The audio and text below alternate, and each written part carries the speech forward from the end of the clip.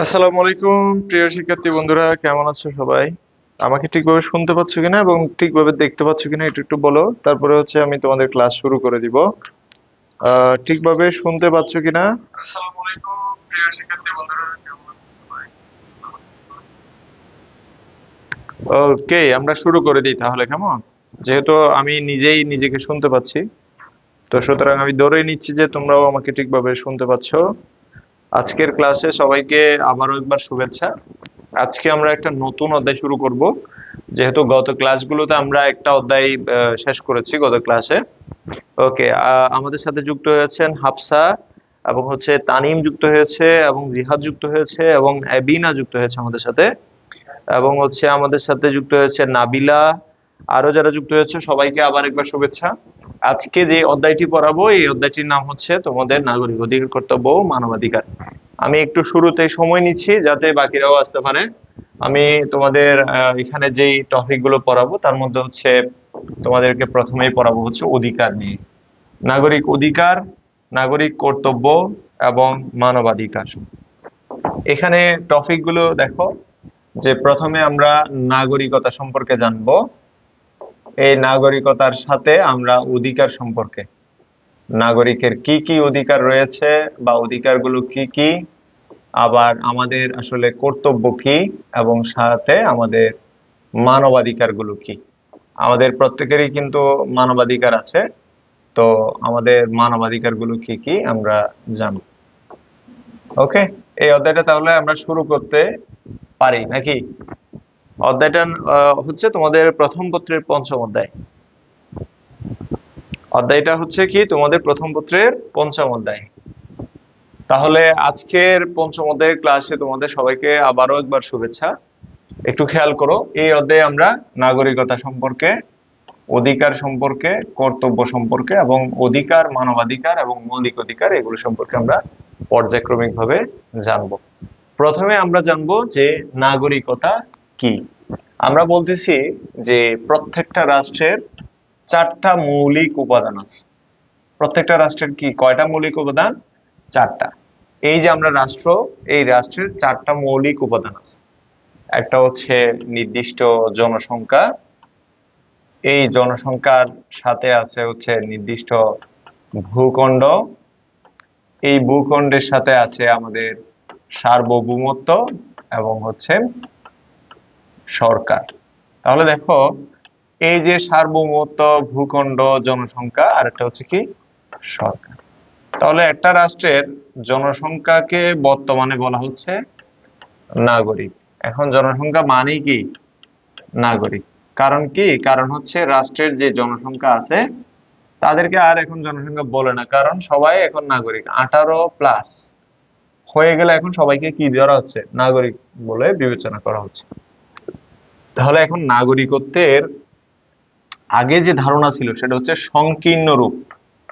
একসময় নাগরিকত্বের কি রূপ ছিল? সংকীর্ণ রূপ ছিল। বাট এখন নাগরিকত্বের যে রূপ আমরা দেখতে পাই সেটা হচ্ছে বিস্তৃত, ব্যাপক রূপ। সেটা হচ্ছে সর্বজনীন নাগরিকতা। এখন কি ধরনের নাগরিকতা? এখন হচ্ছে সর্বজনীন নাগরিকতা। এটার মানে কি? এটার মানে হচ্ছে যে তোমার 18 বছর হয়ে গেলে তুমিও এখন বাংলাদেশের নাগরিক হতে পারবা। তাহলে একজন নাগরিক হিসেবে আমাদের নাগরিকতার সাথে সাথে আমাদের কিছু অধিকার আছে, আমাদের কিছু কর্তব্য আছে, সেগুলো সম্পর্কে আমাদের এই অধ্যায় পড়লে আমরা জানবো। তাহলে নাগরিকতা কি সেই ধারণাটা আগে আমাদেরকে ক্লিয়ার থাকতে হবে, যে আমি যে আসলে নাগরিক, যে আমি কোন বৈশিষ্ট্যের কারণে, কি কারণে আসলে আমি নাগরিক। নাগরিকতা অন্য কোনো কিছু না, বরং এটা একটা হচ্ছে সম্মান বা মর্যাদা। এটা কোনো কিছু নয়, বরং এটা একটা সম্মান বা মর্যাদা, অথবা এটাকে আমরা বলতে পারি স্ট্যাটাস। তাহলে এটা একটা মর্যাদা, স্ট্যাটাস বা মর্যাদা। তাহলে নাগরিকতা হচ্ছে আমাদের একটা স্ট্যাটাস বা মর্যাদা। তাহলে প্রত্যেকটা দেশের নাগরিকের মর্যাদা রয়েছে। পৃথিবীর এমন কোনো নাগরিক নাই যার মর্যাদা নেই। প্রত্যেকটা নাগরিকের মর্যাদা রয়েছে, এবং সেই মর্যাদা বা স্ট্যাটাস যে প্রত্যেকটা রাষ্ট্রে যে রয়েছে, সেই স্ট্যাটাসটাই হচ্ছে মূলত আমাদেরকে আজকের পর্যায়ে আমাদের প্রত্যেকটা দেশের নাগরিকদেরকে নিয়ে আসছে। যেমন ধরো ইউএস এর নাগরিকের একটা মর্যাদা আছে, বাংলাদেশের নাগরিকদের একটা মর্যাদা আছে, ইউকে নাগরিকদের একটা মর্যাদা আছে, একটা সম্মান আছে না?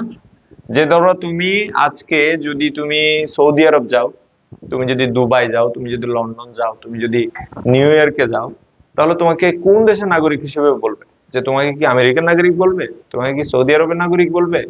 উত্তর হচ্ছে না, তোমাকে বলবে তুমি বাংলাদেশের নাগরিক। এটা তোমার সম্মান, এটা তোমার মর্যাদা, এটা তোমার স্ট্যাটাস, এটাই হচ্ছে তোমার নাগরিকতা। তাহলে নাগরিকতা হচ্ছে একটা নাগরিকের মর্যাদা বা সম্মান। সেই বিষয়টাই আমাদের আমাদের যে লেকচার শিট আছে সেখানে আমাদের উল্লেখ করা হয়েছে। যে অধ্যাপক ক্যালসন বলতেছে, লাস্কিও বলতেছে, ক্যালসনও বলতেছে। দেখো ক্যালসন যে কথাটা বলছে সেটা হচ্ছে এই যে আমরা তো সামাজিক জীব, এই যে আমরা সামাজিক জীব, এই কথাটা বলছে কে? এই কথাটা যে আমরা সামাজিক ও রাজনৈতিক জীব, এই কথাটা বলছে হচ্ছে এরিস্টটল। বলছে না? এরিস্টটল বলছে যে মানুষ হচ্ছে সামাজিক ও রাজনৈতিক জীব, যে সমাজে বাস করে না সে হয় পশু, না হয় দেবতা। এই কথাটা এরিস্টটল বলছে। তো সমাজের জীব হিসেবে আমাদের প্রত্যেকেরই একটা সম্মান এবং মর্যাদা পাওয়ার অধিকার আছে, এবং সেই হিসেবে আমরা যে মর্যাদা বা সম্মান আমরা পাই রাষ্ট্রের একজন সদস্য হিসেবে, সেটাই হচ্ছে নাগরিকতা। তাহলে রাষ্ট্রের একজন সদস্য হিসেবে আমরা যে সম্মান বা মর্যাদা আমরা যে পাই, আমাদের যে স্ট্যাটাস, সেটাই হচ্ছে আমাদের মর্যাদা।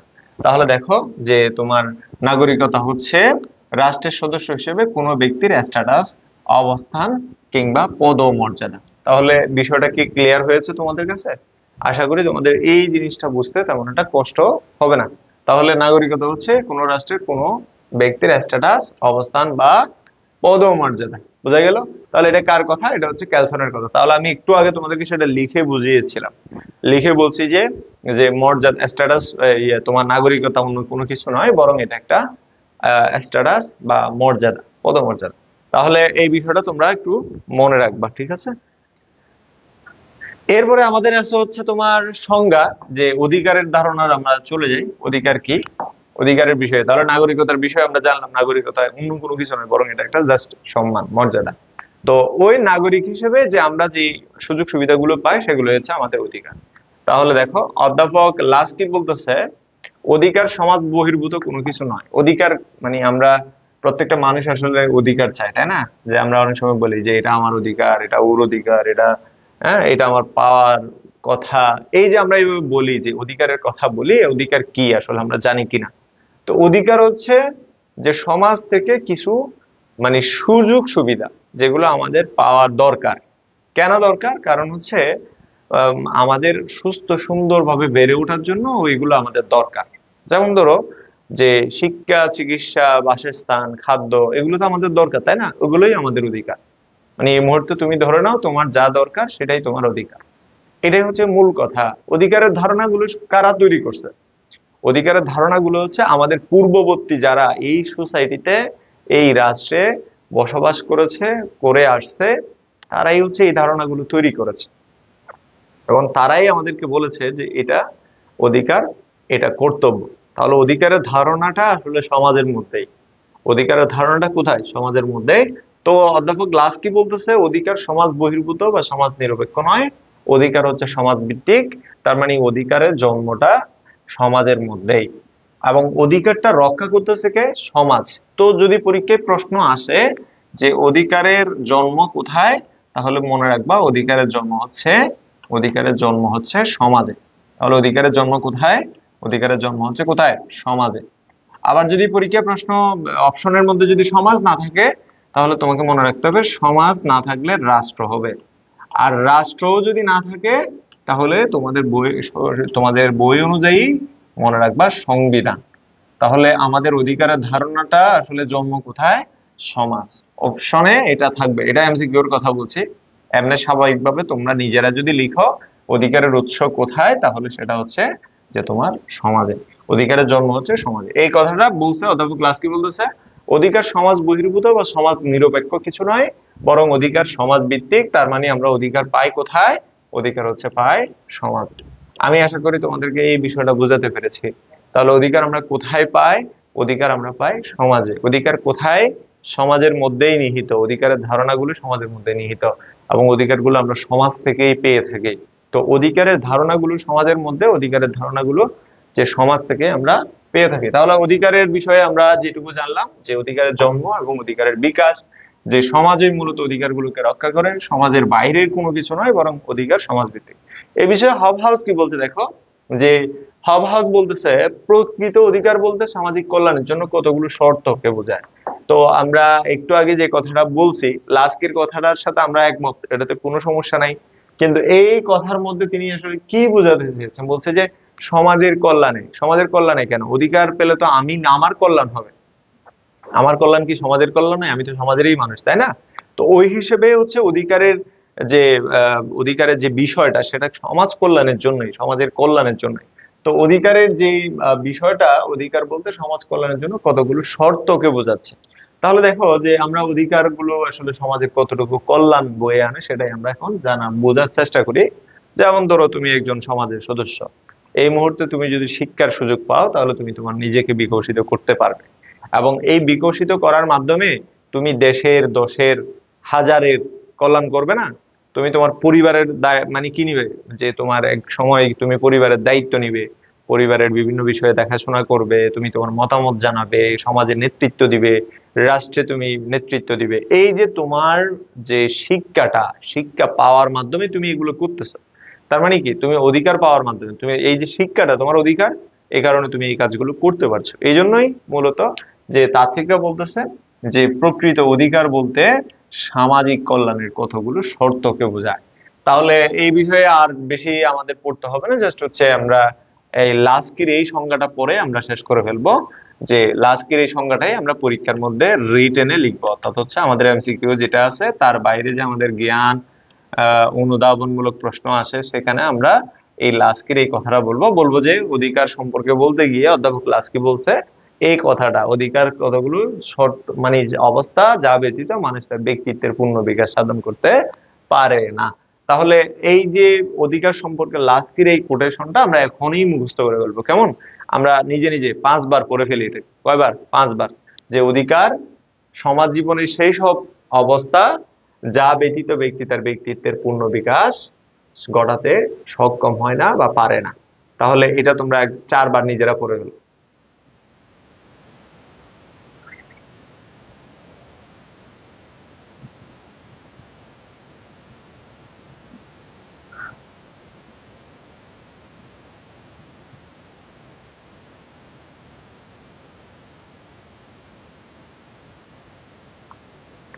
তাহলে কঠিন কোনো কিছু নয়, আমি আরো সহজ করে তোমাদেরকে এমনি বলি। সেটা হচ্ছে অধিকার সমাজ জীবনের সেই সব সত্তাবলী যা ব্যতীত ব্যক্তি তার পূর্ণ বিকাশ সাধন করতে পারে না বা পরিপূর্ণ বিকাশ সাধন করতে পারে না। এই যে কথাটা একদম সহজ সিম্পল কথা। এখন আসি আমরা অধিকারের যে বৈশিষ্ট্য সে বিষয়ে আমরা একটু জানার চেষ্টা করি। অধিকারের বৈশিষ্ট্য কি সেটা আমি এখন তোমাদেরকে বলি, যে অধিকারের কি কি বৈশিষ্ট্য আছে। যে অধিকারের যে বিষয় বৈশিষ্ট্যগুলো আছে, তার প্রথম বৈশিষ্ট্য হচ্ছে যে তোমার অধিকারের ধারণা মানুষের সামাজিক চেতনাবোধ থেকে উদ্ভূত। সমাজের মধ্যেই এর সৃষ্টি, সমাজের মধ্যেই এর বিকাশ। তাহলে দেখো অধিকারের যে ধারণা সেটা হচ্ছে সামাজিক চেতনাবোধ থেকে আসে, সমাজের মধ্যে এটা সৃষ্টি হয়, সমাজের মধ্যে এটার বিকাশ ঘটে। তো পরীক্ষায় যদি আসে যে অধিকারের ধারণা কোথায় সৃষ্টি, যদি পরীক্ষায় অপশনের মধ্যে থাকে সমাজ, দেন সমাজ লিখবা। যদি অপশনে সমাজ না থাকে, রাষ্ট্র থাকে, দেন তোমরা রাষ্ট্র ইজিলি লিখবা। তাহলে অধিকারের যে ধারণা সেটা কোথা থেকে আসে, যে অধিকারের ধারণা হচ্ছে সমাজ থেকে আসে, এবং সমাজই এটার রক্ষক, সমাজই এটার যে তোমার যে তোমার কি করে যে পরিবর্তন করে। তাহলে দেখো অধিকার সমাজ ও রাষ্ট্র কর্তৃক অনুমোদিত এবং সংরক্ষিত বলছে। বলছে যে যে অধিকার যেটা সেটা রাষ্ট্রই এবং সমাজ, যে সমাজ ও রাষ্ট্র বলছে, সমাজ ও রাষ্ট্র। দেখো এখানে কিন্তু প্রথমেই ঠিকই সমাজের কথা আসছে, এরপরে রাষ্ট্রের কথা আসছে। যদি অপশনের মধ্যে সমাজ থাকে দেন সমাজ হবে, যদি অপশনে সমাজ না থাকে তারপর রাষ্ট্র হবে। যদি কখনো সমাজ ও রাষ্ট্র দুইটাই থাকে তাহলে তোমাদের ওই বহুপদী প্রশ্নগুলো আসে না, সমাপ্তি সূচক প্রশ্ন, তিনটা অপশন থেকে যে কোনো দুইটা বেছে নিতে বলে বা যে কোনো তিনটা বেছে নিতে বলে, অর্থাৎ নিচের কোনটি সঠিক, এই ধরনের প্রশ্নগুলোতে যদি থাকে তাহলে দুইটাই হবে, সমাজ ও রাষ্ট্র দুইটাই উত্তর হবে। তাহলে অধিকার সমাজ ও রাষ্ট্র কর্তৃক অনুমোদিত এবং সংরক্ষিত। যে সমাজ পরিবর্তনের সাথে সাথে অধিকারের ধারণাটাও আসলে পরিবর্তন হয়। তুমি বলতে পারো যে সমাজ পরিবর্তনের সাথে আবার অধিকার পরিবর্তন হয় কিভাবে। তো যেমন ধরো একটা সময়ে আমাদের ভারতীয় উপমহাদেশে নারীদের আসলে কোনো অধিকার ছিল না, এক কথায় বলতে গেলে যে তারা অনেকটা হচ্ছে পুরুষদের দ্বারা নিয়ন্ত্রিত ছিল, এবং সতীদাহ প্রথা, বিধবা বিবাহ, এগুলো বিশেষ করে বিধবা বিবাহ ছিল নিষিদ্ধ, সতীদাহ প্রথা ছিল যে একটা ভয়াবহ যে একটা ব্যবস্থা। এই যে সতীদাহ প্রথা, এই ভয়াবহ এই ব্যবস্থা, এটা থেকে বের হয়ে যে সমাজের মধ্যে সতীদাহ মানে পরিবর্তিত হয়ে সমাজের মধ্যে এখন নারীরা নেতৃত্ব দিচ্ছে না, তাহলে অধিকারের ধারণাটা মানে ওই দিক থেকে পরিবর্তন হলো। তাহলে এর পাশাপাশি তুমি খেয়াল করো, একটা সময়ে মানুষেরা রাষ্ট্রের বিষয়ে জানতো না, বাট এখন তথ্য অধিকার আইন অনুযায়ী রাষ্ট্রের প্রত্যেকটা নাগরিক, যে কোনো সরকার মানে যে কোনো সরকার, এটা বাংলাদেশ সরকার হোক বা পৃথিবীর অন্যান্য দেশের সরকার হোক, সরকারের বা সরকারি প্রতিষ্ঠান বলো বেসরকারি প্রতিষ্ঠান বলো, যে কোনো তথ্য জানতে পারতেছে। একটা সময় ইন্টারনেট কোনো অধিকার ছিল না, প্রত্যেকটা মানুষকে ইন্টারনেট ব্যবহার করতেও দিত না সরকার, শুধু ইন্টারনেট সরকারি অফিস আদালতগুলোতে ব্যবহার করত। তো এখন সরকার বলতেছে কি যে ইন্টারনেট নাগরিক অধিকার। এই যে 24-এর আন্দোলনের পরে যে নেটওয়ার্ক বন্ধ করে দিল, ইন্টারনেট বন্ধ করে দিল, তো এতে করে বর্তমান সরকার বলতেছে কি যে ইন্টারনেট বা নেটওয়ার্ক এটা নাগরিক অধিকার। তাহলে এই যে নাগরিক অধিকার বলল, এই নাগরিক অধিকারের ধারণাটা আসলো কিভাবে, যে নাগরিক অধিকারের ধারণাটা সময় পরিবর্তনের সাথে সাথে, সমাজ পরিবর্তনের সাথে সাথে, যে তোমার নেটওয়ার্কও এখন অধিকারে পরিণত হয়ে গেছে, ইন্টারনেটও এখন অধিকারে পরিণত হয়েছে। তো অধিকারের মূল লক্ষ্য হচ্ছে ব্যক্তির সর্বজনীন কল্যাণ সাধন করা। যে অধিকারের মূল লক্ষ্য যেটা সেটা হচ্ছে কি ব্যক্তির কল্যাণ করা। যে এখানে শুধু ব্যক্তি নয়, সমাজ রাষ্ট্র সবার কল্যাণ করা। অধিকার ব্যক্তির ব্যক্তিত্ব পূর্ণ বিকাশ ঘটায়। এটার মানে কি যে তুমি যদি খাদ্য বস্ত্র বাসস্থান শিক্ষা চিকিৎসা সব পাও, তাহলে তোমার পার্সোনালিটি ডেভেলপ হবে, এটা খুব স্বাভাবিকভাবে আমরা বুঝতে পারি। যে তোমার পার্সোনালিটি তৈরি হবে, সুন্দর একটা মানুষ হবে, তুমি সুনাগরিক হবে, তোমার ভিতরে নৈতিকতা থাকবে, তোমার ভিতরে হচ্ছে আদর্শিক যে গুণাবলীগুলো সেগুলো থাকবে। আর যদি তোমার অধিকার না থাকে, তুমি যদি অধিকার না পাও, শিক্ষা না পাও, চিকিৎসা না পাও, খাদ্য না পাও, বাসস্থান না পাও, তাহলে তোমরা ওই যে পথপথে যে পথ শিশুরা আছে, যারা কিনা বিভিন্ন মাদক সেবন করে, যারা হচ্ছে বিভিন্ন ধরনের মাদকে আসক্ত, তাদের আচার ব্যবহার যেরকম হয় তোমাদেরও সেরকম হওয়ার কথা ছিল। কিন্তু অধিকার পেয়েছো বলে সমাজ তোমাকে দিয়েছে, পরিবার তোমাকে দিয়েছে, রাষ্ট্র তোমাকে দিয়েছে, যার কারণে তুমি একজন ব্যক্তিত্ব সম্পন্ন মানুষ হিসেবে তুমি গড়ে উঠেছো। এবং অধিকার এটা সর্বজনীন, এটার মানে হচ্ছে যে অধিকার সবার জন্য, যে তোমার সর্বজনীন, এটার মানে কি, এটার মানে হচ্ছে যে অধিকারের ধারণাটা সবার জন্য একই রকম, যে জাত পাত মানে রাষ্ট্র যেটা দেয়, রাষ্ট্র যে অধিকারটা দেয় এটা সবার জন্য সমান। এই কারণে বলছে অধিকারটা হচ্ছে সর্বজনীন, এটা একজনের জন্য, একটা গোষ্ঠীর জন্য, এটা সম্প্রদায়ের জন্য নয়, বরং সবার জন্য একই রকম। এই যে অধিকারের ধারণা, এটা হচ্ছে সর্বজনীন। জাত পাত ধর্ম বর্ণ জাতি নির্বিশেষে, সাদা কালো সবার জন্য একই রকম। এই কারণে বলছে রাষ্ট্র যে অধিকারগুলো দেয় সর্বজনীন। তাহলে আমরা অধিকারের বিষয়ে অনেক কথা বললাম, অধিকারের শ্রেণী বিভাগে চলে যাই। আমরা তার আগে একবার অধিকারের বৈশিষ্ট্যগুলো চোখ বুলিয়ে নেই, যে অধিকারের কি কি বৈশিষ্ট্য রয়েছে। প্রথমটা আমরা একবার পড়ে ফেলি।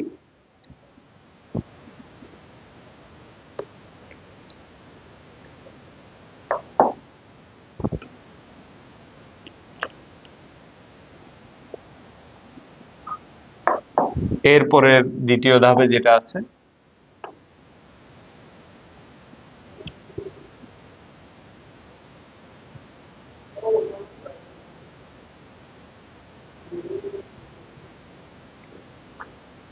এরপরে আমাদের আছে অধিকারের শ্রেণী বিভাগ। অধিকারের শ্রেণী বিভাগের বিষয়ে তাত্ত্বিকরা একমত নয়। কেন একমত নয় সেটা তোমরা নিশ্চয়ই জানো। যে আমরা যেই বিজ্ঞানগুলো পড়ছি, আমাদের যে আর্টস এর যে বিজ্ঞানগুলো আছে, সেই বিজ্ঞানগুলোর মধ্যে প্রচুর মানুষের দ্বিমত রয়েছে। মানে একজন এক কথা বললে আরেকজন এক কথা বলে, মানে মেনে নিচ্ছে না, মানে এক কথাকে মেনে নিচ্ছে না, সবাই একই কথা একই আদর্শে একই চিন্তায় আসতেছে না। তো এটার পেছনে কারণ কি? কারণ হচ্ছে যে অধিকারের যে শ্রেণী বিভাগ, সেটা মানে কারণ হচ্ছে কি, যে এগুলো তো থিওরিটিক্যাল। থিওরিটিক্যাল মানে হচ্ছে যে মানুষের চিন্তা ভাবনার সাথে সাথে মানে কি করে, যে এগুলো নির্ভর করে, অনেকে একজনের চিন্তা ভাবনা এক এক রকম। এই জন্য এই ধরনের শ্রেণী বিভাগগুলোর ক্ষেত্রে একমতে আসতে পারে না। রাষ্ট্রবিজ্ঞানীরা অধিকারের শ্রেণী বিভাগে একমত নয়। বার্কার বলতেছে অধিকারকে 3 ভাগে ভাগ করা যায়, এবং অন্যদিকে অধ্যাপক লাস্কি বলতেছে 2 ভাগে ভাগ করা যায়। তাহলে বার্কার অধিকারকে কয় ভাগে ভাগ করছে? 3 ভাগে ভাগ করছে। স্বাধীনতা, সাম্য এবং সহযোগিতা। তিনি বার্কারের চিন্তা ভাবনা এরকম ছিল, তিনি এভাবে বলছে। যে অন্যদিকে লাস্কি বলতেছে আমরা অধিকারকে 2 ভাগে, সাধারণ অধিকার আর কিছু হচ্ছে নির্দিষ্ট অধিকার। তো সাধারণভাবে অধিকারকে আমরা 2 ভাগে ভাগ করতে পারি, এটাই আমাদের পরীক্ষায় লাগবে। এই আইনগত অধিকারকে আমরা 3 ভাগে ভাগ করি, এটাই পরীক্ষায় এমসিকিউতে অনেক সময় আসে। আইনগত অধিকারের মধ্যে একটা হচ্ছে নৈতিক অধিকার, সরি, আইনগত অধিকারের মধ্যে একটা হচ্ছে অর্থনৈতিক অধিকার, একটা সামাজিক অধিকার, রাজনৈতিক অধিকার। নৈতিক অধিকার নিয়ে আমরা প্রথমে বলি, যে অধিকারগুলো নৈতিকতা থেকে আসে। তাহলে আমি তোমাদেরকে জাস্ট একটা হোয়াইট বোর্ডে নিয়ে গিয়ে যদি তোমাদেরকে দেখাই, তাহলে সাধারণত অধিকার 3 ধরনের, 2 ধরনের। একটা হচ্ছে নৈতিক অধিকার, তাহলে অধিকারের ডায়াগ্রামটা হবে অনেকটা এরকম। অধিকার হচ্ছে 2 ধরনের, একটা হচ্ছে নৈতিক অধিকার, আর একটা হচ্ছে আইনগত অধিকার। একটা নৈতিক অধিকার আর একটা কি আইনগত অধিকার। আইনগত অধিকার আবার 3 ধরনের। একটা হচ্ছে সামাজিক অধিকার, আর একটা বলতেছে অর্থনৈতিক, আর একটা হচ্ছে রাজনৈতিক। একটা কথা মনে রাখবা, সেটা হচ্ছে অর্থনৈতিক অধিকার ছাড়া অন্যান্য সকল অধিকার অর্থহীন। মানে যে অধিকারটা ছাড়া আসলে অন্যান্য অধিকারগুলো অর্থহীন, সেটা হচ্ছে অর্থনৈতিক অধিকার। মানে তোমার টাকা না থাকলে বাকি অধিকারগুলো আসলে অর্থহীন হয়ে পড়ে। মানে অর্থনীতি মানে বুঝছো তো, যে তোমার সমান, মানে সবার সমান পরিমাণ যদি অর্থ না থাকে, তাহলে তুমি অন্যদের চেয়ে পিছিয়ে পড়বে। সেক্ষেত্রে বাকিগুলো হচ্ছে খুবই মানে ইলজিক্যাল, অর্থহীন মনে হবে। তো অধিকারের ক্ষেত্রে আমরা প্রথমে আজকে জানবো হচ্ছে প্রথমে নৈতিক অধিকার, এরপরে সামাজিক অধিকার। হ্যাঁ, এখন আমরা পর্যায়ক্রমিক ভাবে জানার চেষ্টা করব। তাহলে একটা অধিকার হচ্ছে নৈতিক অধিকার, যে সমাজের নীতি নৈতিকতা বা নীতিবোধ থেকে যে অধিকারগুলোর ধারণা জন্ম নেয়, তাহলে সমাজের মধ্যে নৈতিকতা ও ন্যায়বোধ থেকে যে অধিকারের জন্ম দেয়, সেই অধিকারগুলোকে বলে নৈতিক অধিকার। এগুলো সমাজ ও রাষ্ট্র দ্বারা স্বীকৃত নয়, শাস্তিযোগ্য নয়। মানে ধরো তুমি ভিক্ষুককে ভিক্ষা না দিলে কি তোমাকে জোর জবরদস্তি করবে? কেউ করবে না। তুমি আমার ছাত্র হিসেবে কখনো পতাকাটা দেখা হইলে তুমি আমাকে সালাম না দিলে, শ্রদ্ধা না দেখাইলে কি কেউ কি তোমাকে জোর জবরদস্তি করবে? করবে না। তুমি প্রতিবেশীদেরকে যদি সহানুভূতি না দেখাও, তাদের প্রতি যদি ভালো আচরণ না করো, তাহলে সেক্ষেত্রে কি তোমার জরিমানা হবে? উত্তর হচ্ছে হবে না। এই অধিকারগুলো হচ্ছে সম্পূর্ণ নৈতিক অধিকার। যেমন ধরো তোমার মা বাবাকে দেখাশোনা না করলে সেক্ষেত্রেও কোনো বাধ্যবাধকতা রাখলো না। তাহলে এগুলো হচ্ছে নৈতিক অধিকার। তোমার মা বাবা তোমার কাছ থেকে সহযোগিতা পাবে, কি অধিকার? নৈতিক অধিকার। শিক্ষক তোমার কাছ থেকে শ্রদ্ধা পাবে, কি অধিকার বলে? নৈতিক অধিকার বলে। যে ভিক্ষুক তোমার কাছ থেকে সহযোগিতা পাবে, কি অধিকার বলে? ভিক্ষুক অধিকার পাবে মূলত নৈতিক অধিকার বলে। এই যে তোমার প্রত্যেকটা ক্ষেত্রে নৈতিক বিষয় জড়িত, এই নৈতিকতা থেকে যে অধিকারগুলো উৎসরিত হয়, উৎপন্ন হয়, আসে, সেই অধিকারগুলো বলে নৈতিক অধিকার। এরপরে আছে হচ্ছে আইনগত অধিকার। আইনগত অধিকারকে আমরা তিন ভাগে ভাগ করি। তার আগে আমি তোমাদেরকে সংক্ষেপে বলি, আইনগত অধিকার হচ্ছে সেই অধিকার যে অধিকারগুলো আইনের দ্বারা নির্ধারিত। অর্থাৎ আইন তোমাকে এই অধিকারগুলো পেতে সহযোগিতা করবে। ধরো এই মুহূর্তে তোমার খাদ্য দরকার, তুমি আইনের কাছে গিয়ে আশ্রয় নাও। যদি বলো যে রাষ্ট্র আমাকে খাদ্য দিচ্ছে না, তাহলে রাষ্ট্র সেই ব্যবস্থা তোমার জন্য করবে, কারণ এটা তোমার নাগরিক অধিকার এবং আইন দ্বারা সুরক্ষিত। সংবিধানের মধ্যে কিন্তু এই আইন দ্বারা নির্ধারিত যে তুমি যদি শিক্ষা বঞ্চিত হও, এখন তুমি যদি নিজ ইচ্ছাতে না পারো সেটা তোমার ভিন্ন আলাদা, কিন্তু তুমি যদি প্রাইমারিতে যেতে না পারো, টাকা না থাকে, সরকারি প্রাইমারি স্কুলে পড়ার জন্য সরকার স্কুল দিয়ে রাখছে, তুমি গিয়ে তালাশ করে খুঁজে নাও। তাহলে অধিকার যেগুলো আইন দ্বারা সুরক্ষিত, সেই অধিকারগুলোকে বলে আইনগত অধিকার। এই আইন দ্বারা সুরক্ষিত অধিকারগুলোর মধ্যে রয়েছে যে বাক স্বাধীনতা, শিক্ষা, চিকিৎসার অধিকার, সম্পত্তির অধিকার, এবং আইনেই তোমাকে এই অধিকারগুলো পেতে সহযোগিতা করবে। তাহলে আইনগত অধিকারগুলোর মধ্যে কি কি রয়েছে দেখো: সামাজিক অধিকার, রাজনৈতিক অধিকার, অর্থনৈতিক অধিকার। সামাজিক অধিকারগুলো কি কি? এখানে উদাহরণ আছে। সমাজের শান্তিপূর্ণ ও মর্যাদাপূর্ণ জীবনযাপনের জন্য আমাদের যে অধিকারগুলো দরকার, সেই অধিকারগুলোকে বলে, বুঝতে পারছো?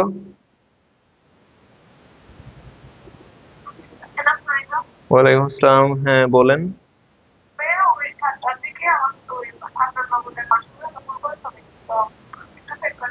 আমি একটা ক্লাসে আছি, আমার থেকে 10টার দিকে ফ্রি হয়ে আমি আপনাকে কল দিব।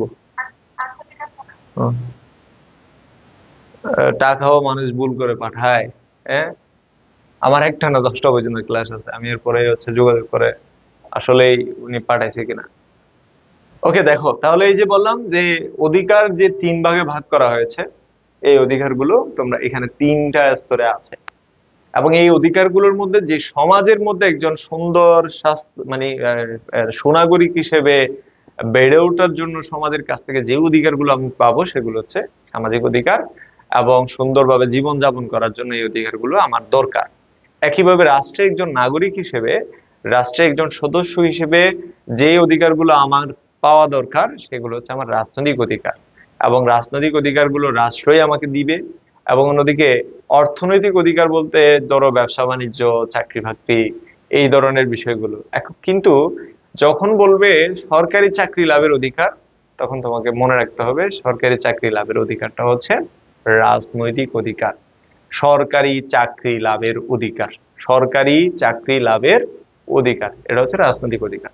তাহলে এই যে আমি তোমাদেরকে ওভারঅল বললাম যে অধিকারের ক্ষেত্রে এই যে তিনটা টাইপস, থ্রি টাইপস, এই অধিকারের যে তিনটা টাইপ: সামাজিক অধিকার, রাজনৈতিক অধিকার এবং হচ্ছে অর্থনৈতিক অধিকার। তোমাদেরকে এখানে একটা কাজ আমি দেই। কাজটা হচ্ছে যে তোমাদের এই কাজটা যদি তোমরা না করো, তাহলে ধরো যে নেক্সট ক্লাস আমি আর নিচ্ছি না, কারণ তোমাদেরকে ইতিপূর্বে আমি কাজ দিছিলাম কিন্তু তোমরা কেউ করো নাই। একটা হচ্ছে অধিকার। হ্যাঁ, অধিকারের তোমরা জাস্ট একটা এভাবে লিখবা: অধিকারের শ্রেণী বিভাগ। অধিকারের কি শ্রেণী বিভাগ। এখানে তিনটা ছক করবা। খাতার মধ্যে একটাতে তুমি শ্রেণী বিভাগ লিখবা, শ্রেণী বিভাগ, আরেকটাতে লিখবা উদাহরণ। এই উদাহরণ লিখে তুমি এখানে 3টা ঘরে তুমি লিখবা, এখানে তোমার সামাজিক অধিকার আছে না, সামাজিক অধিকারের উদাহরণ কি কি, কি কি অধিকার আসলে তোমার সামাজিক অধিকার এখানে লিখবা। চলাফেরার, বিয়ে করার অধিকার, চুক্তি সম্পাদনের অধিকার, এগুলো সব সামাজিক অধিকার। এরপরে আছে রাজনৈতিক অধিকার, কোনটা রাজনৈতিক অধিকার। আরেকটা আছে হচ্ছে অর্থনৈতিক অধিকার। আমি তোমাদেরকে বলছি যে এই অধিকারগুলো আমাদের আইন দ্বারা সুরক্ষিত। এখানে তোমরা লিখবা উদাহরণ। এই সবটা তোমাদের এইচডব্লিউ, এটা মাস্ট তোমাদেরকে করতে হবে। এটা না করলে, আমি তোমাদেরকে আবার বলছি, এটা না করলে তোমাদের পরবর্তী ক্লাস আমি ডিরেক্ট নিব না। কারণ তোমরা একটা কাজও করো নাই ঠিক নাও। এই যে 4টা অধ্যায় পড়াই শেষ করছি, 5টা অধ্যায়ে গেছি, কেউ কখনো ক্লাস নোটও শেয়ার করো নাই, কেউ কোনো কাজই করো নাই। তো আমি চাই যে তোমরা এই কাজটা করো, আর না করলে আমি বললাম যে তোমাদের ক্লাস আপাতত অনির্দিষ্টকালের জন্য আমি নিব না। কারণ এত কষ্ট করে নিচ্ছে, এখানে শুধু তোমরা টাকা দিছো, পড়তেছো, বা ভিডিওগুলো আমি করে দিচ্ছি তুমি নিচ্ছ, এরকম না। এখানে একটা জবাবদিহিতার ব্যাপার আছে, তোমার যেমন আছে আমারও আছে। আমি কি পড়াচ্ছি সেগুলোও মানুষ জানুক, তুমি কি পড়তেছো সেটাও আমার জানার অধিকার আছে।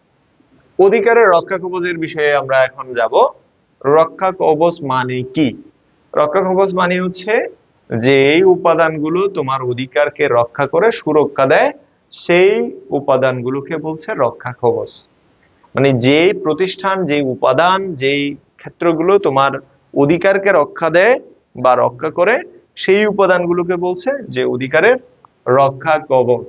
তাহলে দেখো যে অধিকারের রক্ষা কবচ হলো এমন কিছু সাংবিধানিক, আইনগত ও সামাজিক ব্যবস্থা যার মাধ্যমে নাগরিকদের অধিকার সুরক্ষিত ও কার্যকর করা হয়। সহজভাবে বললে, যেই সব অধিকার নাগরিক অধিকারকে নিরাপদ রাখে সেইগুলোই অধিকারের রক্ষা কবচ, এক কথায় বলতে গেলে।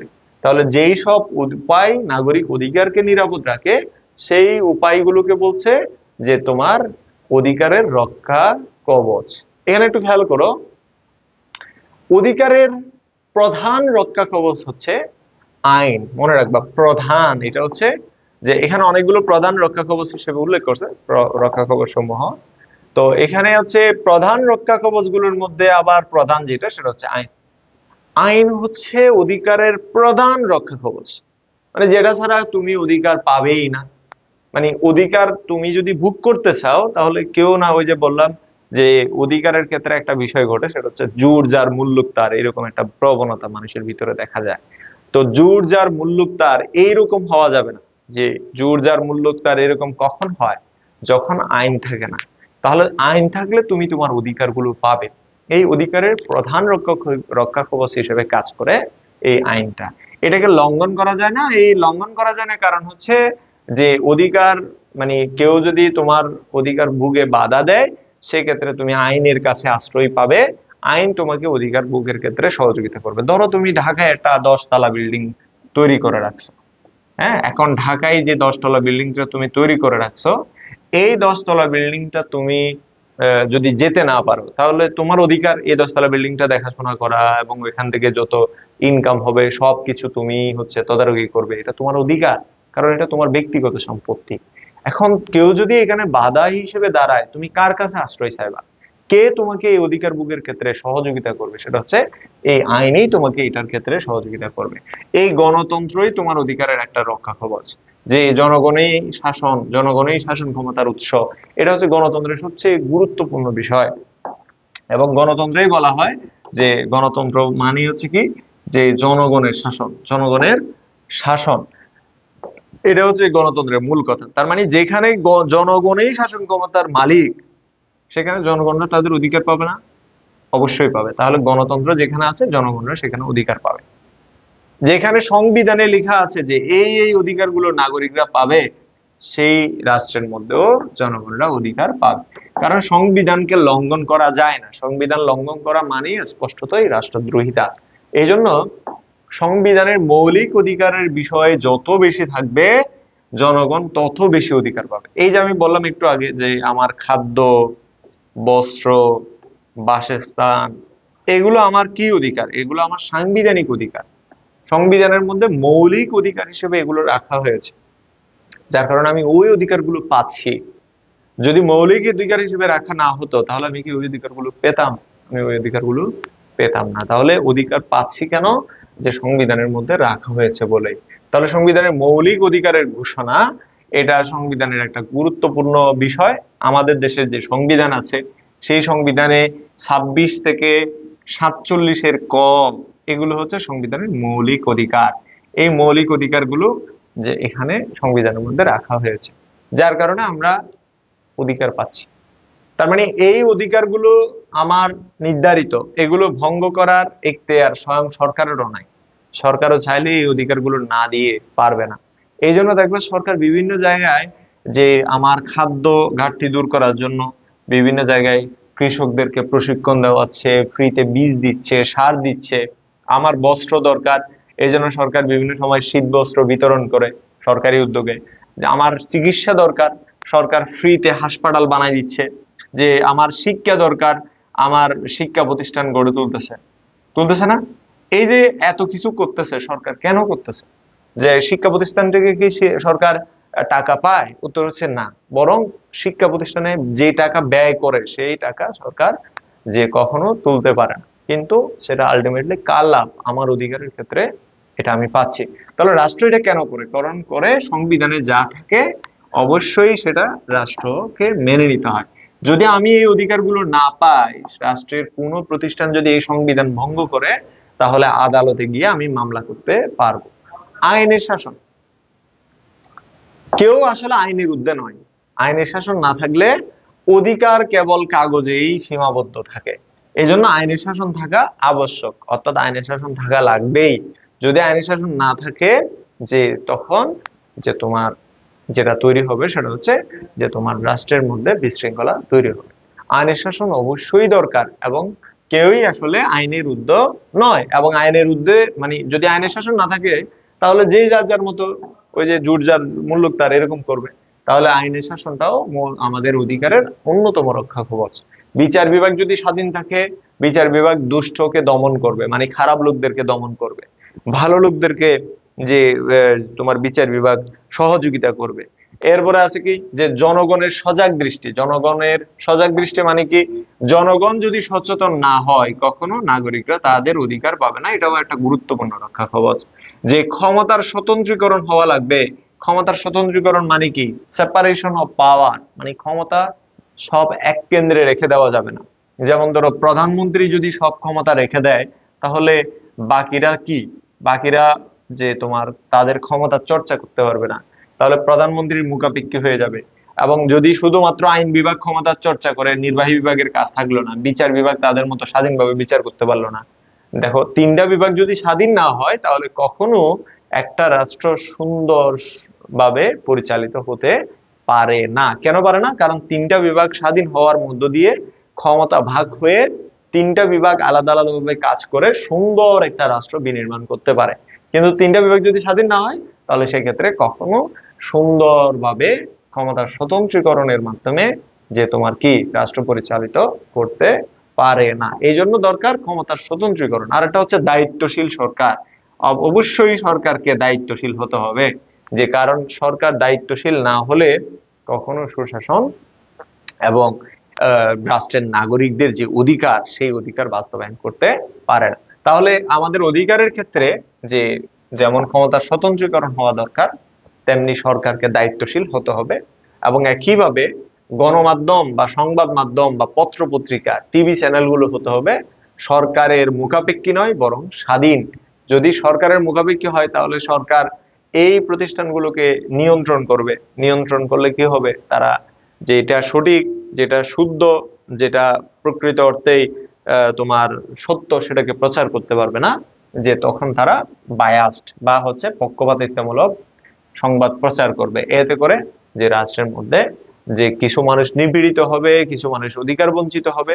এই জন্য সংবাদপত্রগুলোকে স্বাধীন হতে হবে। আর এটা হচ্ছে তোমার ক্ষমতার বিকেন্দ্রীকরণ হতে হবে। সব ক্ষমতা একটা কেন্দ্রে রেখে দেওয়া যাবে না, এবং ক্ষমতাগুলোকে ভাগ করে আলাদা আলাদা কেন্দ্রে বা আলাদা আলাদা বিভাগে প্রদান করতে হবে। এভাবেই হচ্ছে একটা রাষ্ট্রের মধ্যে যে তোমার নাগরিকরা তাদের অধিকার পেতে পারে। তাহলে নাগরিকরা কিভাবে তাদের অধিকার পেতে পারে? নাগরিকরা তাদের অধিকার পাবে মূলত ক্ষমতা বিকেন্দ্রীকরণ, গণতন্ত্র এবং হচ্ছে আইনি শাসন, বিচার বিভাগের স্বাধীনতা, জনগণের সজাগ দৃষ্টি এবং সচেতনতা, মৌলিক অধিকারের ঘোষণা এবং আইনের যথাযথ প্রয়োগের মাধ্যমে। এবার আমরা যে কনসেপ্টের মধ্যে চলে যাব সেটা হচ্ছে যে তোমার বিশ্বায়ন ও নাগরিক অধিকারের ধারণার মধ্যে। বিশ্বায়ন ও নাগরিক অধিকারের ধারণাটা সম্পর্কে আমরা এই আলোচনায়, এই অধ্যায়ে আমরা পড়ব। বিশ্বায়ন ও নাগরিক অধিকার। বিশ্বায়ন ও নাগরিক অধিকার। আগে আমাদেরকে বুঝতে হবে যে বিশ্বায়নটা কি, যেটাকে ইংরেজিতে বলে গ্লোবালাইজেশন। কি বলে? গ্লোবালাইজেশন। গ্লোবালাইজেশনটা কি আসলে? গ্লোবালাইজেশন মানে কি আসলে? আমরা আসলে জানি কিনা যে গ্লোবালাইজেশনটা কি? যে গ্লোবালাইজেশনটা আমাদেরকে বুঝতে হলে আগে আমাদেরকে বুঝতে হবে যে আসলে আমরা কোথায় আছি। যে আমরা আছি একটা দেশে। এই দেশটা কি পৃথিবী? উত্তর হচ্ছে না, এই দেশটা হচ্ছে পৃথিবীর একটা ছোট অংশ। এই যে আমরা ছোট্ট একটা রাষ্ট্রে বাস করি, সেই রাষ্ট্রের কোনো একটা বিভাগে, কোনো একটা জেলায়, কোনো একটা উপজেলায়, কোনো একটা গ্রামে বাস করি। এই জায়গা থেকে সারা পৃথিবী সম্পর্কে জানা এবং সারা পৃথিবীর সবকিছুর সাথে আমাদের মানিয়ে নেওয়া, এটাই হচ্ছে অনেক বড় একটা বিষয় যেটা গ্লোবালাইজেশনকে ত্বরান্বিত করে। গ্লোবালাইজেশন মানে হচ্ছে যে কোনো কিছু আর স্থানিক থাকবে না, কোনো কিছু লোকাল থাকবে না, সবকিছু হয়ে যাবে গ্লোবাল। যেমন তোমরা এখন ফেসবুক ব্যবহার করো, তাতে করে তুমি রাজশাহীতে বসেও তুমি আমার এই ক্লাস দেখছো, তুমি রাজশাহীতে বসে আমেরিকার কালচার দেখছো, রাজশাহীতে বসে তুমি সিলেটে বসে তুমি লন্ডনের কালচার দেখছো, তুমি কক্সবাজারের বসে ঢাকার কালচার দেখছো। তার মানে তুমি এখন আর কোনো একটা এলাকার নয়, বরং তুমি একটা দেশের, তুমি পুরো পৃথিবীর। এই যে ধারণাটা বিকশিত হচ্ছে, যত দিন যাচ্ছে এই ধারণাগুলো বিকশিত হচ্ছে এবং আমাদের চিন্তার যে প্রসারতা, আমাদের যে চিন্তা ভাবনা সেটা পরিবর্তিত হচ্ছে। এটাই আসলে গ্লোবালাইজেশন। গ্লোবালাইজেশনের সাথে অধিকারের সম্পর্কটা কি আসলে? দেখো, যে বিশ্বায়ন কাকে বলে সেটা আমরা যখন জেনে যাব তখন আমরা বুঝবো যে আসলে নাগরিক হিসেবে আমরা আসলে কেমন নাগরিক। যে বিশ্বায়নটা কি আসলে? বিশ্বায়ন মানে হচ্ছে এই যে একটি সামগ্রিক প্রক্রিয়া যেখানে যে বিশ্ববাসীকে নিয়ে আসা একটা সম্প্রদায়ের মধ্যে। এটার মানে কি? যে সারা পৃথিবীর সব মানুষ একটা কালচারের মধ্যে চলে আসবে, একটা কালচারের মধ্যে চলে আসবে প্রযুক্তির মাধ্যমে। কিসের মাধ্যমে? প্রযুক্তির মাধ্যমে আমরা সবাই পরস্পরের সাথে যুক্ত হয়ে যাব। প্রযুক্তির মাধ্যমে আমরা পরস্পরের সাথে কি হয়ে যাব? প্রযুক্তির মাধ্যমে পরস্পরের সাথে যুক্ত হয়ে যাব। এতটা কাছাকাছি চলে আসবো যে যে আসলে আমরা বুঝতেই পারবো না যে আসলে কতটা কাছে। যেমন ধরো তুমি এখন হাতে মোবাইল নাও, তুমি মোবাইল নিয়ে তুমি তোমার বন্ধুকে মেসেজ দিলা, সে থাকে হচ্ছে ইউরোপে, এখন তার সাথে তুমি কথা বলতেছো মুহূর্তের মধ্যে। তাহলে এটা কি দূরের কোনো কিছু না? এটা কিভাবে সম্ভব হয়েছে? এটা সম্ভব হয়েছে নেটওয়ার্কিং এর মাধ্যমে, প্রযুক্তি ব্যবহার করে। এই প্রযুক্তি ব্যবহার করে সারা পৃথিবী একটা নির্দিষ্ট মানে সম্প্রদায়ের মধ্যে চলে আসা, এটাকেই বলতেছে বিশ্বায়ন বা গ্লোবালাইজেশন। এই গ্লোবালাইজেশন সম্পর্কে তোমাদের অনেকেরই ধারণা থাকার কথা। বিশ্বায়ন সম্পর্কে একটা বইয়ের নাম লিখছে যে মার্টিন আলব্রো। তার বইয়ের নাম হচ্ছে ইন্ট্রোডাকশন টু গ্লোবালাইজেশন। বিশ্বায়ন হচ্ছে এমন একটি সামগ্রিক প্রক্রিয়া, মানে এমন একটি প্রক্রিয়া যে যার মাধ্যমে বিশ্ববাসীকে একটা সম্প্রদায়ের মধ্যে নিয়ে আসা যায়। এবং বিশ্বায়নের ক্ষেত্রে আইএমএফও একটা সংজ্ঞা দিয়েছেন, মার্শালও একটা সংজ্ঞা দিয়েছেন। তোমরা আইসিটির মধ্যে নিশ্চয়ই পড়ছো যে মার্শাল ম্যাকলুহান। যে মার্শাল ম্যাকলুহান বলতেছে যে তোমার গ্লোবালাইজেশন সম্পর্কে বলতে গিয়ে তিনি বলছে গ্লোবাল ভিলেজের পরিবর্তিত রূপই হচ্ছে গ্লোবালাইজেশন, অর্থাৎ বিশ্বায়ন। অর্থাৎ তিনি বলতেছে সারা পৃথিবী এখন একটা ভিলেজে পরিণত হয়েছে। ভিলেজ মানে কি? ভিলেজ মানে তো তোমরা নিশ্চয়ই সবাই জানো কম বেশি, যারা গ্রামে বড় হয়েছে। ভিলেজ মানে হচ্ছে এমন একটা এলাকা, এমন একটা স্থান যেখানে সব মানুষ পরস্পর পরস্পরকে চিনে, পরস্পর পরস্পরকে জানে এবং পরস্পরের সাথে যোগাযোগ আছে। এবং তারা খুব সহজেই, খুব ইজিলি, যেটাকে বলে ইংরেজিতে বলে খুব ইজিলি, যে এক জায়গা থেকে অন্য জায়গায় যায়, এক পরিবার থেকে অন্য পরিবারে যেতে পারে, খোঁজ খবর নিতে পারে, সবকিছুর মধ্যে একটা ভালো আন্ডারস্ট্যান্ডিং আছে। সেই রকম একটা পরিস্থিতি, এটা হচ্ছে ভিলেজ। তো মার্শাল ম্যাকলুহান বলতেছে গ্লোবালাইজেশনের কল্যাণে এখন পৃথিবী হয়ে গেছে একটা ভিলেজ এবং এখানে সব মানুষ এক জায়গায়। গ্লোবালাইজেশনটা যে হচ্ছে এটা তুমি বুঝতেছো কিভাবে? বোঝার সহজ, কঠিন না। কিভাবে সহজ বলি, যে গ্লোবালাইজেশনের কারণে যে বর্তমান বিশ্বে যে সবকিছু আমাদের হাতের মুঠোয় চলে আসছে। এখানে অবাধ বাণিজ্য হচ্ছে, অবাধ যোগাযোগ হচ্ছে। প্রযুক্তির কারণে আমরা পরস্পর থেকে আর কোনোভাবেই দূরবর্তী অবস্থানে নাই। একইভাবে এখানে ব্যবসা বাণিজ্যের প্রসারতা ঘটছে এবং বিনিয়োগ বেড়েছে। এক এলাকার মানুষ অন্য এলাকায় বিনিয়োগ করছে, এক শিল্পের মানুষ অন্য শিল্পে বিনিয়োগ করছে। এভাবেই হচ্ছে আলাদা আলাদা আলাদা আলাদা সবকিছু এখন একটা প্ল্যাটফর্মে চলে আসতেছে, এবং এটাই হচ্ছে বিশ্বায়ন। আমরা নেক্সট ক্লাসে আমরা নাগরিক তথ্য অধিকার সম্পর্কে জানবো। তো তার আগে তোমাদেরকে আমি তথ্য অধিকার সম্পর্কে পড়ার জন্য রিকোয়েস্ট করব। তবে এই অধ্যায়ে সবচেয়ে বেশি যেটা পড়তে হবে, এখন যেটুকু পড়াইলাম তার মধ্যে অধিকারের শ্রেণীবিভাগ ভালো করে পড়বা। শ্রেণীবিভাগের মধ্যে এই তিনটা শ্রেণীবিভাগ, যেগুলো তিনটা কালার দেওয়া আছে, অধিকারের রক্ষা কবচ আছে, রক্ষা কবচ গুলো পয়েন্ট আকারে পড়বা। এবং এরপরে তথ্য অধিকার যেটা আছে, এটা নিয়ে আমরা নেক্সট ক্লাস পড়বো, এবং হচ্ছে এই অধ্যায়টা আমরা নেক্সট ক্লাসে শেষ করে দিব ইনশাল্লাহ। এবং তোমাদের সহযোগিতা দরকার। আমরা চাইলে এই অধ্যায়টা নেক্সট ক্লাসে আমরা শেষ করে দিতে পারি। তো তোমাদের অবশ্যই বলবো, তোমরা যারা ক্লাস করেছো আজকে, বাড়ি কাজ দ্রুত সময়ে তোমরা আমাদের যে গ্রুপটা আছে, যে 26-27 পড়ালেখার যেটা অফিসিয়াল গ্রুপ, সেই গ্রুপে তোমরা শেয়ার করবে। আজকে এটুকু পর্যন্ত থাকলো, পরবর্তী ক্লাসে দেখা হবে। সবাই ভালো থাকবে, আল্লাহ হাফেজ।